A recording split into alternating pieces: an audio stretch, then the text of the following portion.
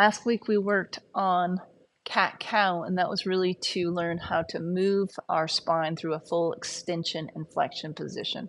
This week we're going to work on stability from that same quadruped position. This will establish our base moving forward as we get into more and more advanced plank positions.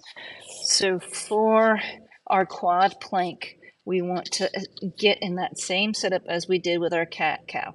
We're going to have wrists and shoulders in line, knees and hips in line. From this position, what I want is a slight posterior pelvic tilt.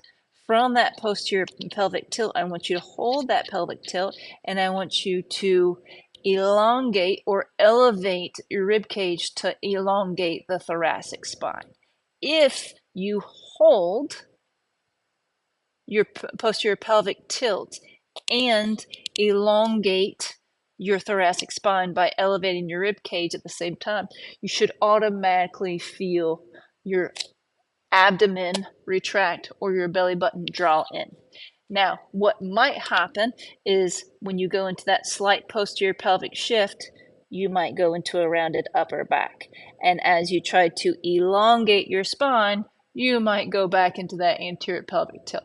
So this is where this exercise gets a little bit more challenging, and you want to use a mirror so that way you can kind of see what's going on. So from this hands and knees position, we're going to slightly posterior tilt, so that way we're getting as flat of a spine in that low spine as possible. And then from there, we're going to elongate our T-spine or elevate our rib cage.